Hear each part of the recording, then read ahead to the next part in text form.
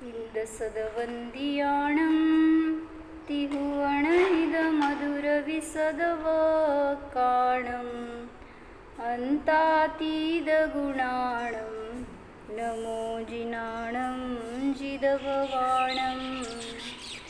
कुंदकुंदाचार्य भगवान की जय। पंचास्तिका संग्रहामध्ये गाथा नंबर 76 आहे। 76 बादरसुमगदाणं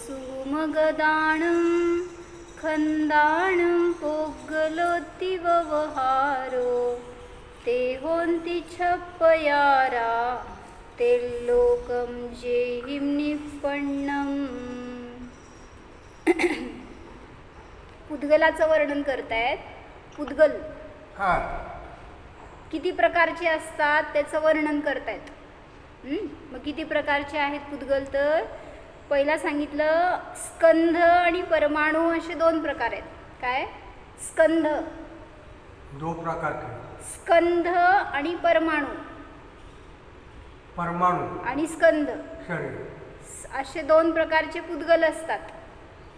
मग शरीर हे पुद्गल, स्कंध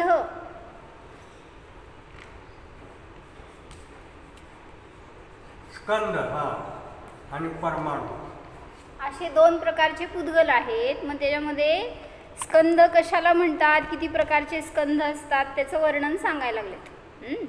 तर काय सांगितलं? बादर आणि सूक्ष्मगत स्कंध पुद्गल आहेत हे व्यवहाराने सांगितलं जातं। म्हणजे का व्यवहार म्हणला? जे परमाणु आहे ते खरं पुद्गल द्रव्य आहे आणि जे त्याचं पर्याय आहे, स्कंध ही त्याची पर्याय आहे, त्यामुळं सांगितलं त्याला पुद्गल द्रव्य म्हणलं हे व्यवहार आहे।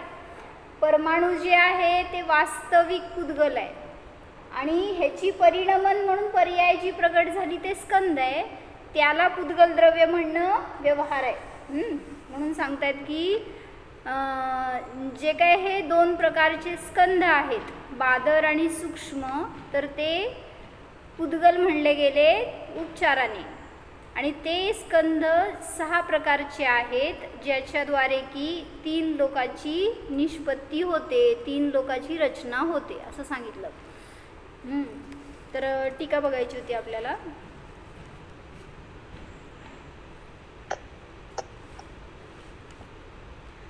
स्कंधानां पुद्गल व्यवहार समर्थनम एतत् वाचलं होतं परवा आपण थोडं। हे काय चाललं होतं आपलं प्रकरण की परमाणूला पुद्गल का म्हणलं ह्याच्यासाठी हेतू बघितलं होतं ना आपण। 2 हेतू बघितले होते। काय होते? सोनल होती का? परमाणूला पुद्गल का म्हणायचं आणि स्कंधाला पुद्गल का म्हणायचं याच्यासाठी हेतू द्यायला लागले होते। तर परमाणूसाठी काय हेतू दिला होता? सांगितलेलं की स्पर्श रस गंध वर्ण वान आहे म्हणून पुद्गल आहे। पुद्गलाचे गुण कुठले? गुण खाली ठेव। पुद्गलाचे गुण कुठले? स्पर्श, रस, गंध, वर्ण ह्यांनी जे सहित आहे ते पुद्गल असतं, म्हणून परमाणू पुद्गल आहे असं केलं। काय झालं? हे का ऑफ व्हायला लागलं?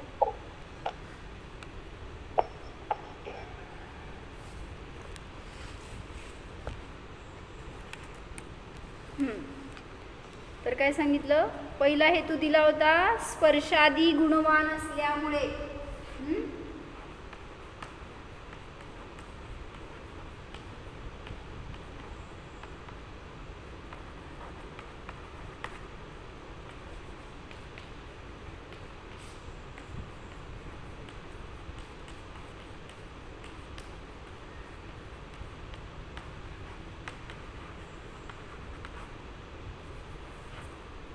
काय सांगितलं?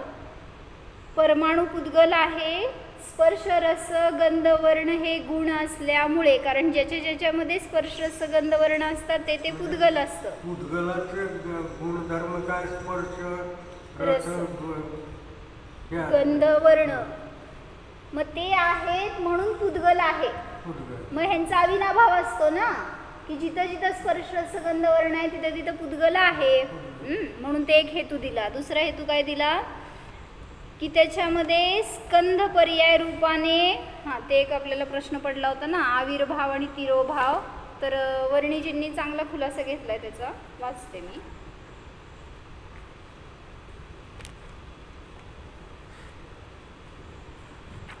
दुसरं हेतू दिला होता की त्यांनी पूरणगलन धर्म असल्यामुळे हे घेतलं होतं.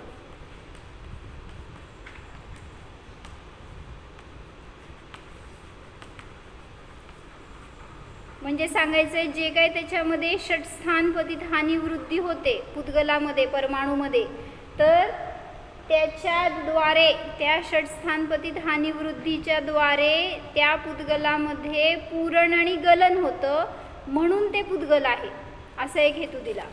म्हणजे जे काय ज्याच्यामध्ये हानिवृद्धी होत असताना पूरण आणि गलन होतं तर ते पुद्गल असतं, असा एक हेतू करणार त्याच्यावरून. आता पुढचं ते जे प्रश्न आला होता ना, स्कंध पर्याय रूपाने आविर्भाव व तिरोभावाच्या अपेक्षेने सुद्धा परमाणूला पूरणगलन घटित होते. मग इथं तिसरा घेतलं होतं काय आपण, स्कंध पर्याय रूपाने आविर्भाव आणि तिरोभाव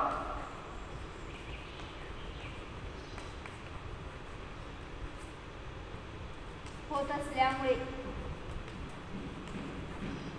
मग ह्याच्यावर प्रश्न पडला होता ना तुम्हाला की आविर्भाव आणि तिरोभाव म्हणजे काय घ्यायचं, तर त्यासाठी काय सांगायला लागलेत,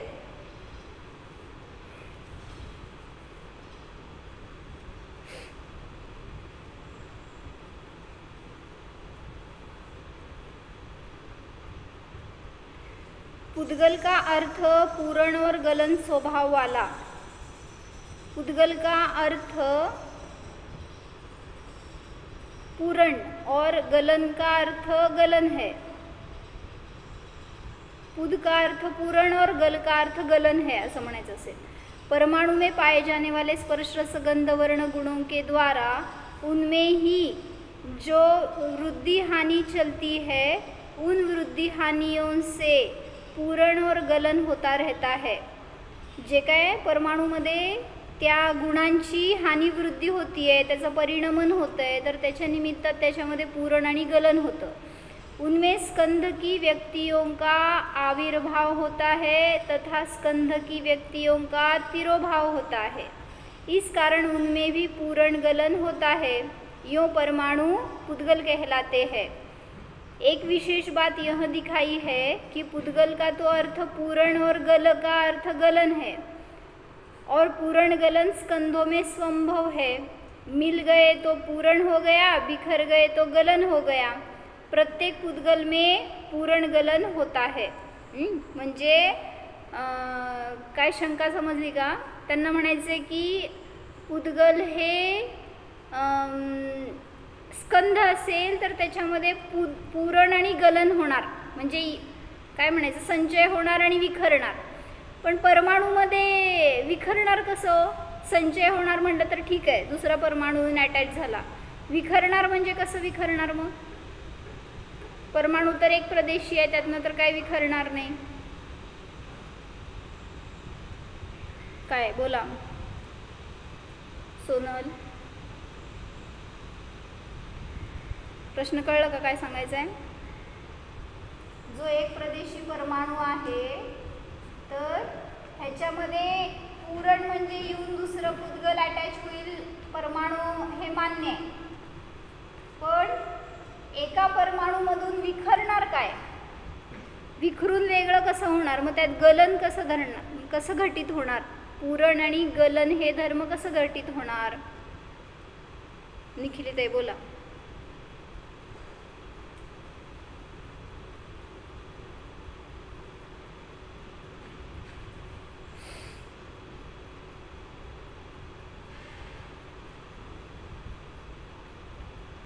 फक्त काळाच्या अपेक्षेने, म्हणजे जुना झाला म्हणतो तसं. काय झालं पण त्याच्यामध्ये जुनं काय झालं परमाणूमध्ये? त्याचे अविभाग प्रतिच्छेद मध्ये म्हणजे बरोबर आहे. त्याचे अविभाग प्रतिच्छेद कमी झाले आणि दुसऱ्यामध्ये जुडल्या म्हणजे तिथं त्याच्याच अपेक्षेने सांगायचं. त्याच्यामध्ये जी काही नवीन पर्याय उत्पन्न झाली तो उत्पाद आणि जे काही नष्ट व्हायला लागले ते व्यय.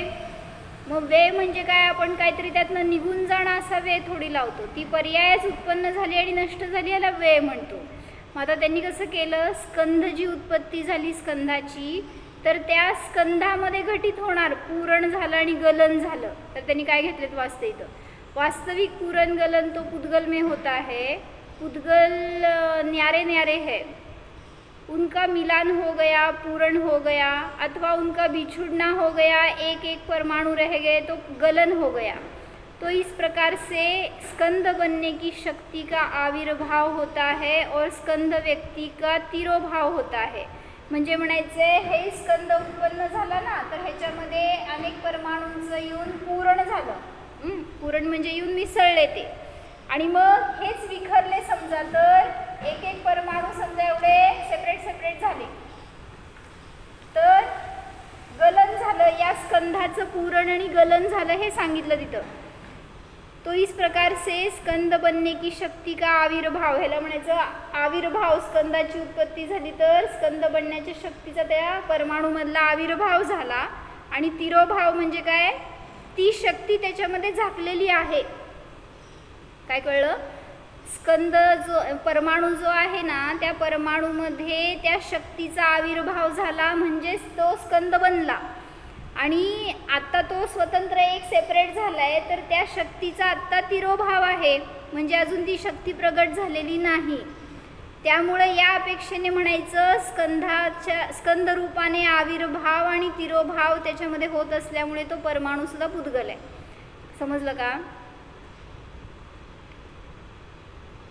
इस कारण पुद्गल में पूरण और गलन बन गया. शक्तीच्या अपेक्षेने बरोबर. म्हणजे परवा आपल्याला लागत नव्हतं ना त्याच्यासाठी म्हणून खुलासा केला आता. ॲक्च्युली मला पण ते आत्ताच खुलासा झाला म्हटलं तरी चालतंय. म्हणजे वाचताना मी ॲक्च्युली पुद्गल असं स्कंदावरच लावलेलं पण परमाणूवर असं लावता येते. परत वाचते पाहिजे तुमच्यासाठी कि स्कंद बनने की शक्ति का आविर्भाव होता है और स्कंद की व्यक्ति का तिरोभाव होता है. इस कारण पुद्गल में पूरण और गलन बन गया. एक तो यह दृष्टि है और दूसरी दृष्टि यह बताई है कि पुद्गल में एक एक परमाणुओं में स्पर्श रसगंध वर्ण गुण है. बरोबर. परमाणु में 4 में से कोई 2 का स्पर्श रहा करता है एक साथ. म्हणजे म्हणलं की पुद्गलामध्ये स्पर्श गुणाच्या परमाणूमध्ये किती पर्याय असतात? स्पर्श गुणाचे एकूण पर्याय किती? स्पर्श गुणाचे 8. स्निग्ध वृक्ष, हलका भारी, मऊ कठीण आणि थंड आणि उष्ण. बरोबर. तर ह्या 8 पैकी एका परमाणूमध्ये किती पर्याय असतात स्पर्शाच्या एका वेळी माहित आहे? भारती काकी बोला.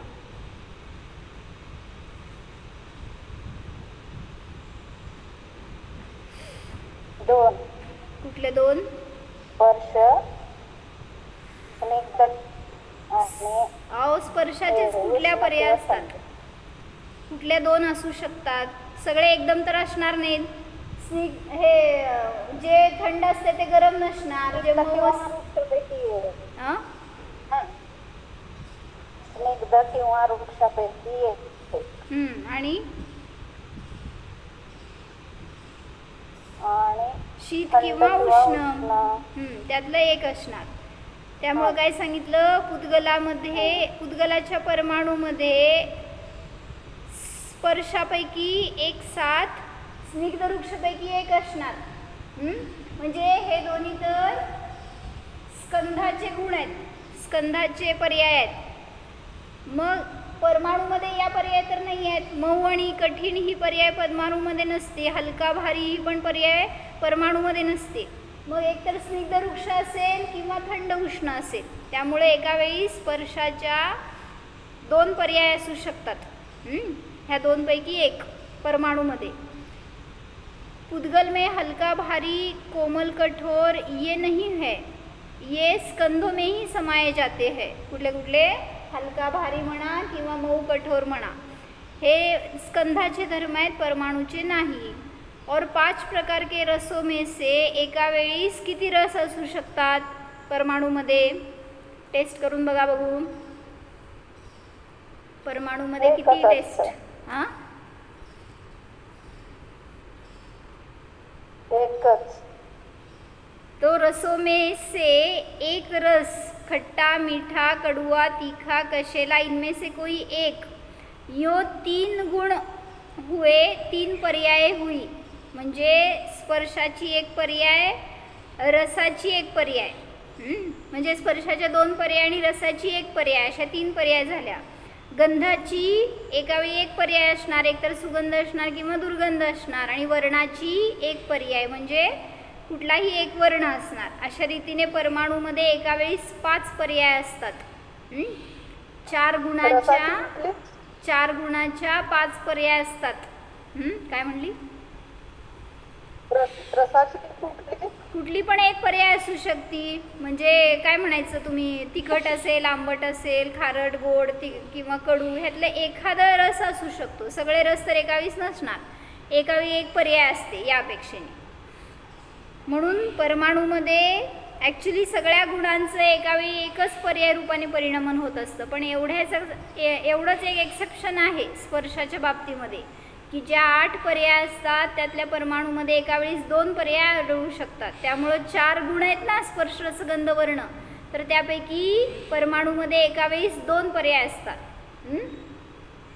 या किंवा 4 गुणांच्या 5 पर्याय असतात असं समजून घ्या. स्पर्शाच्या 2, रसाची 1, गंधाची 1 आणि वर्णाची 1, अशा रीतीने एकूण 5 पर्याय असू शकतात. इस तरह परमाणु में एक साथ 5 गुण पर्याय होती है, तो उन पर्यायों में वृद्धि हानि निरंतर चलती रहती है. उसको षट स्थानपतित हानि वृद्धि कहते हैं. इनसे उसमें पूर्ण गलन विदित कर लिया जाता है. म्हणजे या पर्याय आहेत, यांचं परिणमन चालू आहे ना या गुणांचं, स्पर्श रसगंध वर्ण. मग त्याच्या अपेक्षेने सुद्धा पूरण आणि गलन चालू आहे.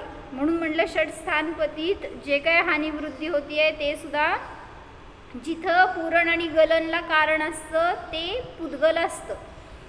याच्यावरून परमाणूमध्ये सुद्धा पुद्गलत्वाची सिद्धी केली. समजलंय का? काही प्रश्न असला तर विचारा.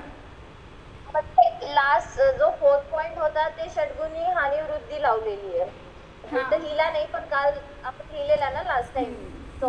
मी अजून ह्याचाच खुलासा करत होते. हेच खुलासा करत होते अजून. त्याच्यात अडलो होतो ना आपण, आविर्भाव आणि तिरोभाव म्हणजे काय, त्याच्यासाठी खुलासा केला हा. म्हणजे त्या परमाणूमध्ये असणारी शक्ती जी होती ती व्यक्त झाली म्हणजे आविर्भाव झाला आणि स्कंदाची उत्पत्ती झाली. आणि जेव्हा तो परमाणू फ्री अवस्थेमध्ये आहे, अजून कुठल्या स्कंद रूपाने परिणमित झाला नाही आहे, त्यावेळेस त्या स्कंद रूपाने त्याचा तिरोभाव आहे असं म्हटलं जातं. म्हणून तो परमाणू पुद्गल आहे. आणि 4थं पॉइंट घेतलं काय?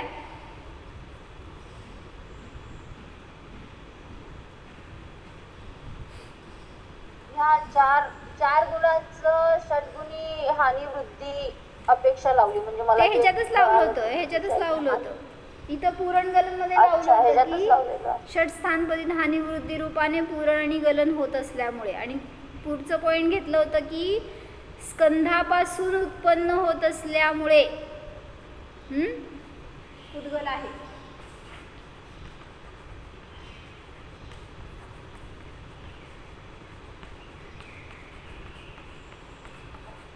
आणि ते सुद्धा पूरण आणि गलन धर्माने सहित असल्यामुळे. पूरण गलन स्वभावी असल्याने निश्चयाने तो परमाणू पुद्गलच आहे. स्कंदापासून त्याची उत्पत्ती होत असते तरी सुद्धा स्कंदाला उपचाराने पुद्गल म्हणलं, पण परमाणू वास्तविक पुद्गल आहे.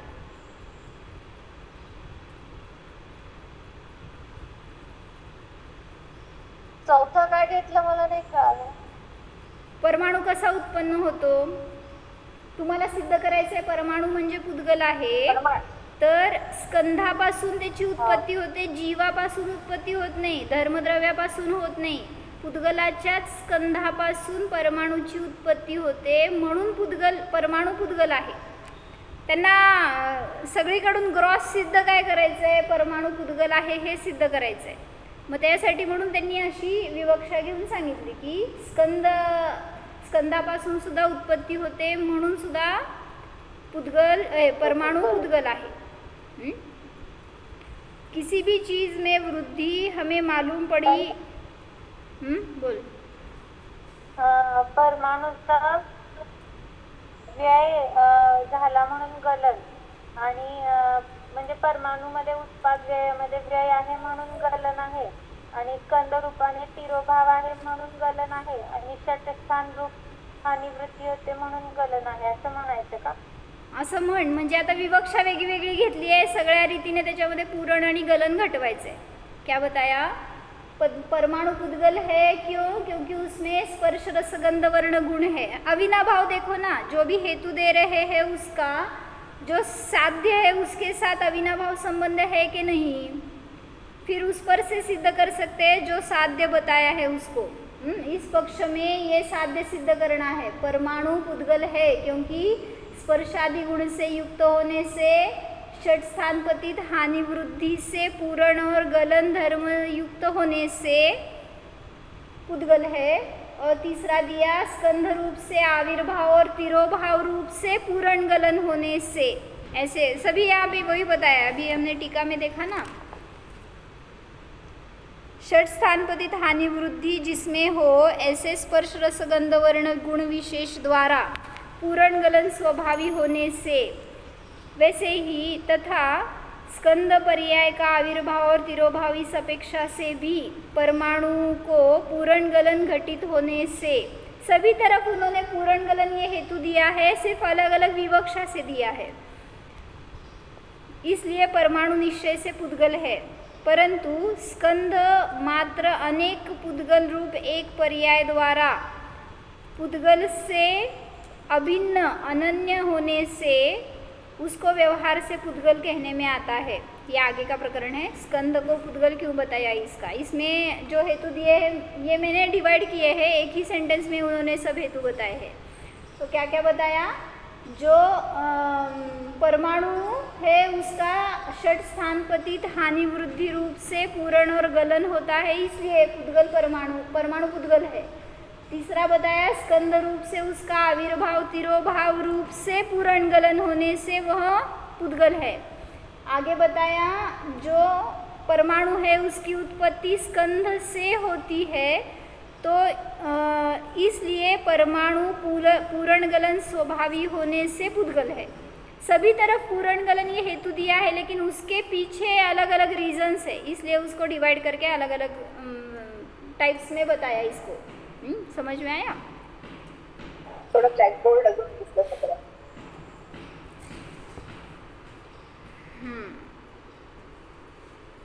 घे ना शास्त्र, चांगले का कपडे 85 काय तिकडे.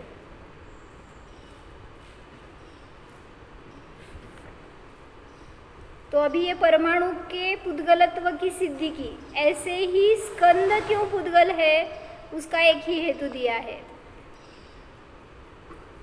परमाणु को पुद्गल सिद्ध करेंगे तो उस पर से स्कंद की भी निष्पत्ति होती है. स्कंद पुद्गल है क्यों? ऊपर है, मैं आला. स्कंद पुद्गल क्यों है?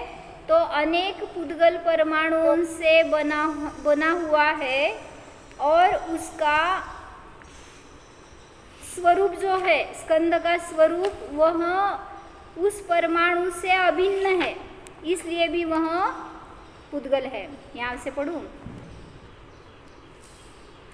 स्कंधाः तु अनेक पुद्गलमय एक पर्यायत्वेन.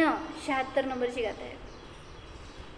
पुढे सरक ना, हे पुढं माझ्यासमोर चटई घेऊन बस पाहिजे. स्कंधाः तु अनेक पुद्गलमय एक पर्यायत्वेन पुद्गलेभ्यः अनन्यत्वात् पुद्गलाः इति व्यवह्रियन्ते. व्यवह्रियन्तेच आहे ना, व्यवह्रियन्ते नको आहे ना, न ला आहे का र आहे ते. व्यवहार असा शब्द है तो व्यवह्रियन्ते न झालाय. क्या बताया? स्कंधा तू, लेकिन स्कंद जो है वो अनेक पुद्गलमय एक पर्याय रूप से पुद्गल से अनन्य होने से वह पुद्गल है, ऐसा व्यवहार किया जाता है. 76 नहीं मिळालं.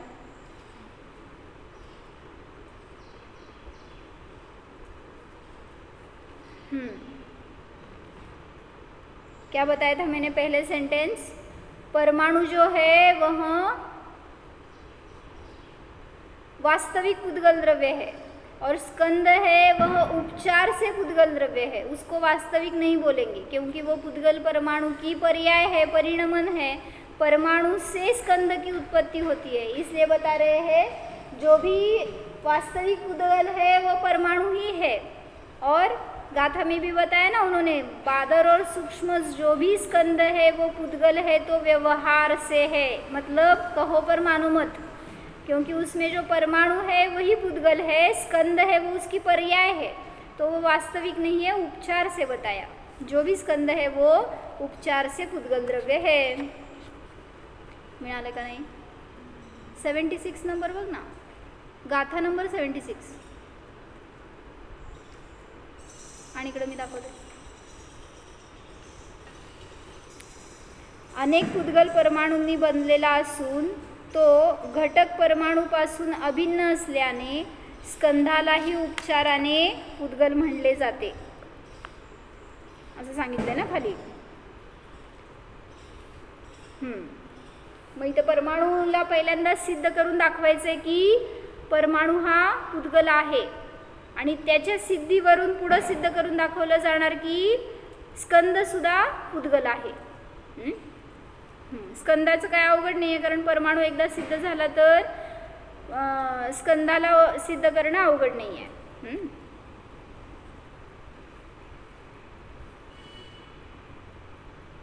तथा एवच सूक्ष्म पादर सूक्ष्मत्व परिणाम विकल्पैः षट प्रकारताम आपद्य त्रैलोक्य रूपेण निष्पद्य स्थितिवंतः इति. मिळालं? ते जे वरती टीका आहे ना त्याच्यामध्ये आलंय. तथा एव और उसी तरह बादर सूक्ष्मत्व परिणाम के विकल्प के द्वारा, मतलब बादर और सूक्ष्म इन दो भेदों के द्वारा षट प्रकार को प्राप्त करके, आपद्य यानी प्राप्त करके त्रैलोक्य रूप से निष्पद्य होने वाला ऐसा वो पुद्गल स्कंध स्थितिवंत इति, मतलब ऐसा सिद्ध होता है. जो भी स्कंद है उसके सूक्ष्म और बादर ऐसे विकल्प से 6 प्रकार होते हैं. तो कौन कौन से? ये हो गया, इसको रफ करूं?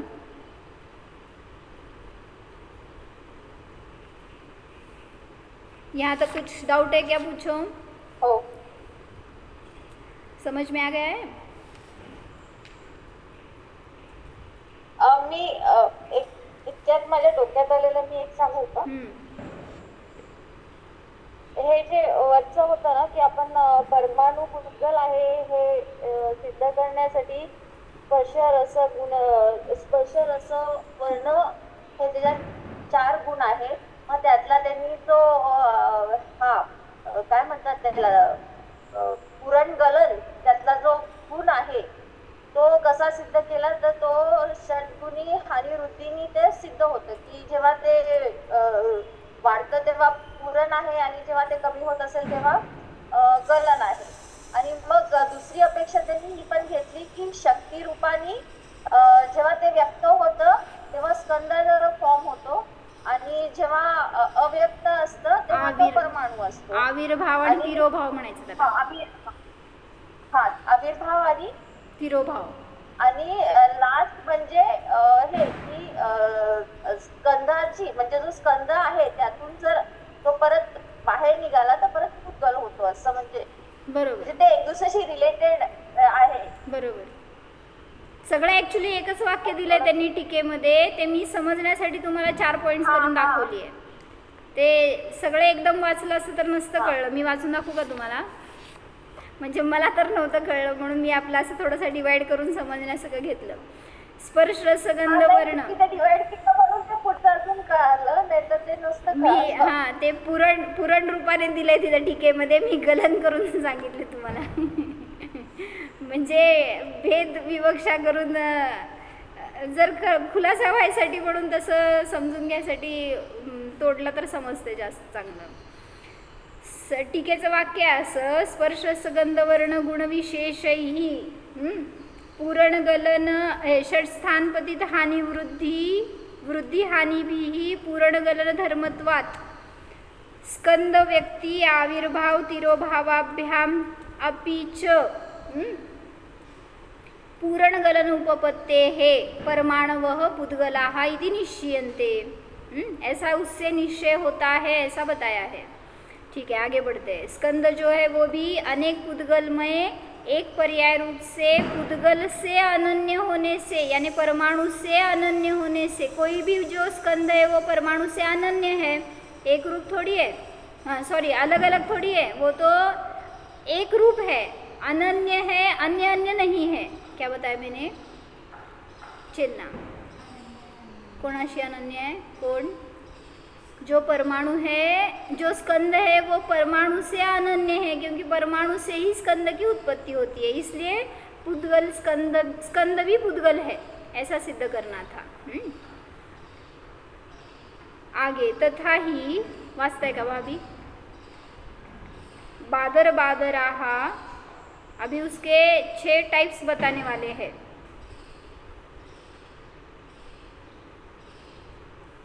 ये कर लेते हैं चाहे तो हम, थोड़ा सा कम टाइम है, डिस्क्रिप्टिव है थोड़ा. एक नया अर्थ दृष्टि से क्या बताया यहाँ पे, पुद्गल जो है वो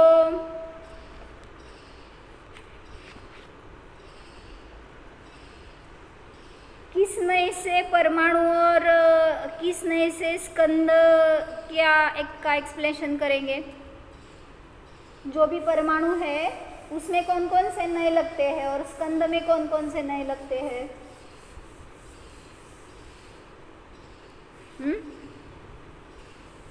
व्यवहार नए बोलते हैं ना, निश्चय नए से तो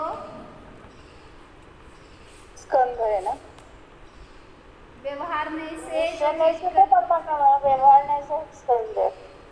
हाँ, व्यवहार नए से सद्भूत और असद्भूत बोलते हैं ना.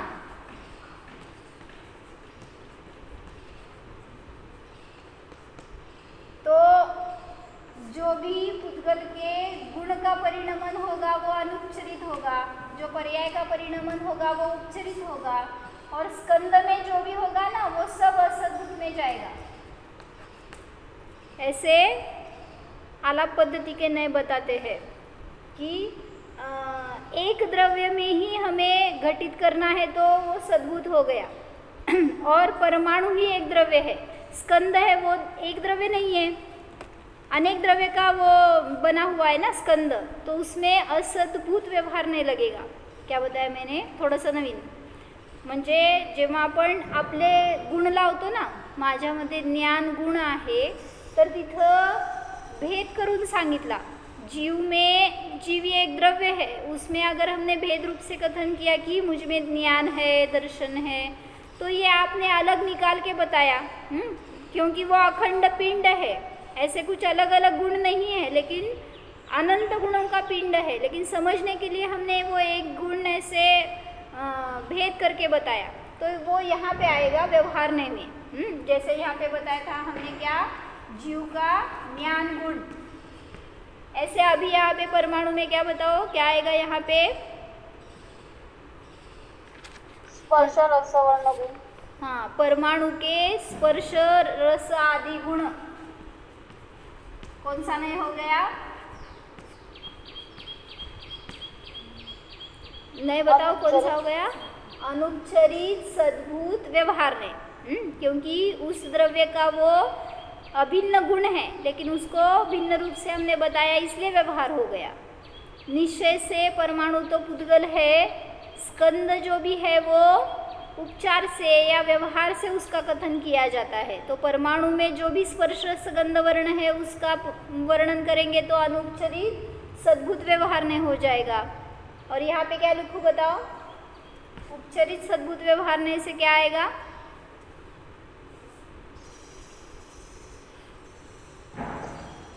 पता है ये नहीं लिए थे हमने?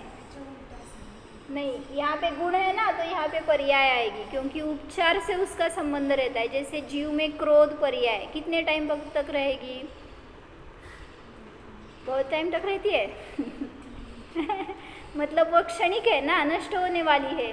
जो अपना स्वभाव होता है वो नष्ट नहीं होने वाला, तो जो स्वभाव है वो यहाँ पे आएगा और उसका परिणमन यहाँ पे आएगा। तो उपचार से उसको मेरा बोलते हैं, मेरा क्रोध,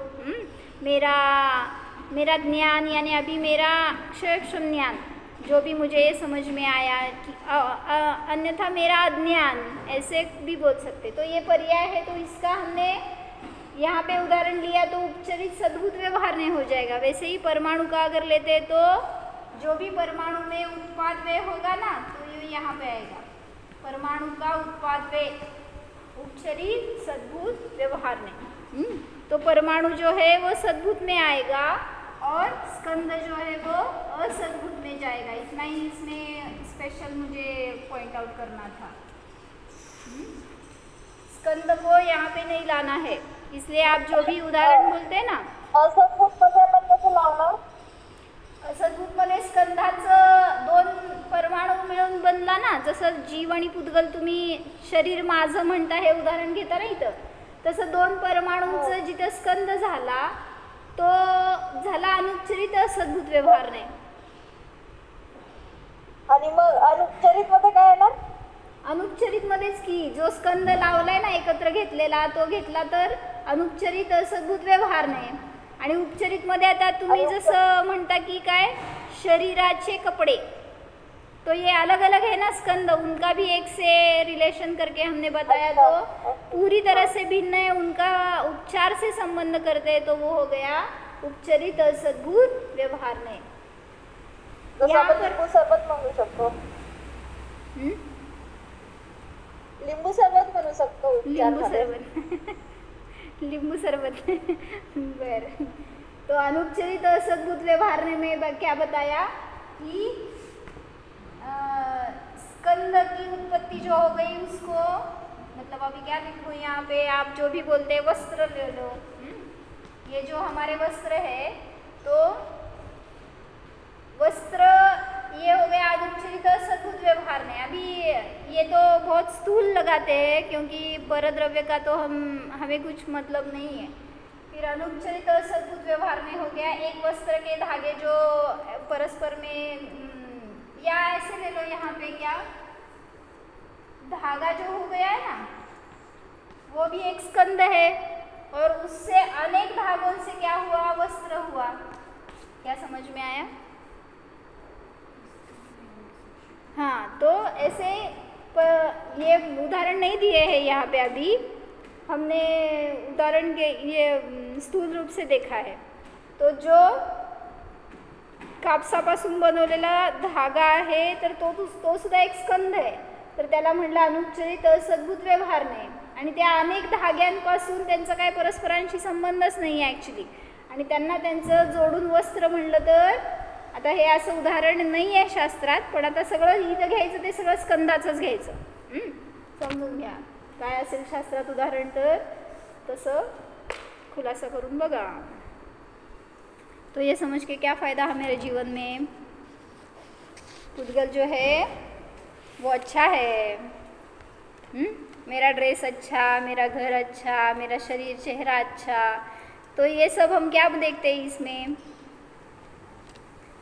जो भी 6 द्रव्य है तो इन 6 द्रव्यों से 3 लोक निष्पन्न होता है। तो उसमें से एक पुद्गल बस एक द्रव्य है जो मेरे लिए, मेरे सुख के लिए कुछ उसका कंट्रीब्यूशन नहीं है, उसमें सिर्फ उत्पन्न होगा नष्ट होगा इतना ही गुणधर्म है, उसका मेरे जीव से, मेरे सुख से कोई भी संबंध नहीं है। और ये जो 3 लोक है तो ये 3 लोक की रचना अकृत्रिम है। मतलब क्या? 3 लोक आहे ना काका, 3 लोकाची रचना कोणी बनवली? 3 लोकाला कोण बनवलं? समजलं का? 3 लोक जो आहे ना हा त्याला कोण बनवलं? करता कोण आहे त्याचा? नाही ऐकू आलं का तुम्हाला? माझं खडू कुठे गेलं?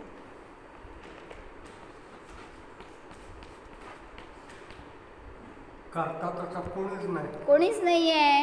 तर हेच सांगता तिथं की हे जे सगळं पुद्गल आहे ना त्याला सुद्धा कोणी बनवलेलं नाही आहे, ते सुद्धा बनलेलं आहे. हां तसंच हे शरीराला कोण बनवलं?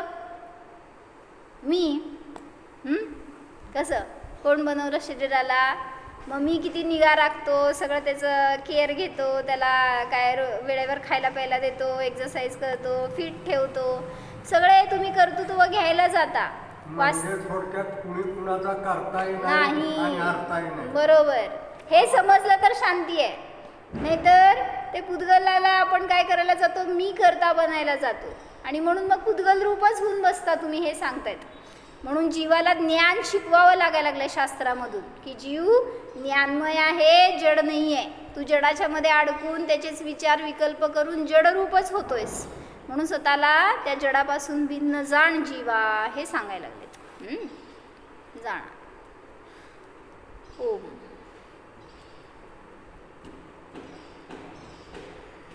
जाणा. स्पर्श रस गंध वर्णयुक्त पुद्गलवाल्या शरीराने रहित जीव जाणा. पहा, या 3 लोकांमध्ये या निज जीवाचा कोणत्याही पुद्गलाशी कोणताही संबंध नाहीच. मी तर स्वतंत्र ज्ञाता आहे, चेतन मात्र जीव आहे. या पुद्गलांचा मी मात्र जाणणाराच आहे. ज्ञायक स्वरूपोऽहम्, चैतन्य स्वरूपोऽहम्.